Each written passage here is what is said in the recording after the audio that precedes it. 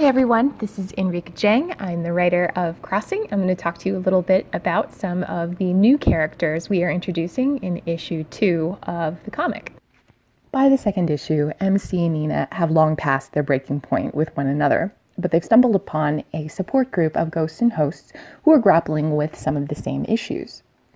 Everyone in the group is working on an assumption that there is some kind of unfinished business that the conductors have to help the ghosts resolve before they can cross over. But it is a working assumption, and there's nothing really to support that yet. So the only thing they can do is stumble around together and try to figure it out. The best way to do that is to try to get to know one another. And because they're stuck with each other, there's a lot of interpersonal and interparanormal personal work that has to happen. Tess and Carter Martin have the most tragic story of all of the ghosts in the group. Tess was a single mother, very young, and haggard from working long shifts as a waitress, struggling to take care of her autistic son, Carter, all by herself. She and Carter die when her car is struck on the tracks by Stan's train. Tess and Stan have a very gentle, formal relationship because Stan is so wrapped up in being the de facto leader of the group.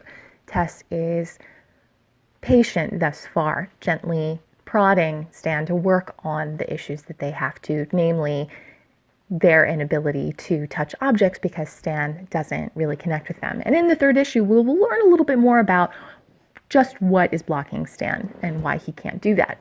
But significant to Tess and Carter's story is, as the ghosts are working through the unfinished business that they may have that's keeping them back, Tess doesn't really have unfinished business because her entire world is Carter and taking care of her son, despite the fact that he doesn't require that care any longer.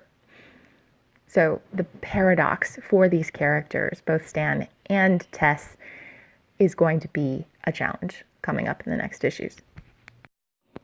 Vince DeMenthe, mob hit, surprising no one. Vince was a bookie and low-level mobster when he was killed, thrown off a train overpass in front of Charlie's train. Now the two of them seem to rub along pretty well. They both like horse track, card games, some strippers. Vince gets to live vicariously through Charlie, teaching him the ways of the underworld, and gets to have the upper hand that he was always looking for in life. Charlie, of course, is having the time of his life with Vince as his spirit guide. And the two of them have so much time together and are spending so much time bonding, it's going to be very difficult for them to break the bond to help Vince cross over. But rest assured, Vince does have some serious unfinished business, and it's going to come to a head before issue 6 of this series. Very intentionally, the members of the group, when they're first introducing one another, don't mention how Cy dies. And it's in issue 3 that we learn a lot more about his story.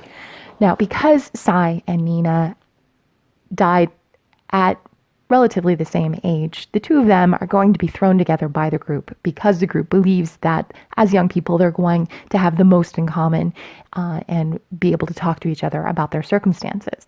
Also, the group is pretty convinced that they have to help Nina to come to see the reality of her situation because they believe that she's in denial about killing herself. They believe that Cy is going to be the person who can do that. So in issue 3, we have a bit of a ghost date situation, and that's when Cy tells Nina a little bit more of his story. And it's the first time he's actually spoken to anyone because the situation with Aldo is nearly impossible. Aldo makes it impossible to talk. Nobody really wants to spend any time with a man like him, and Cy is stuck by his side. So this is really a hellish afterlife for him. So having the chance to unload with Nina is a very welcome distraction. And then in issue 3, as we learn more of their story, we start to see that Nina and Cy have not only a lot in common, but a connection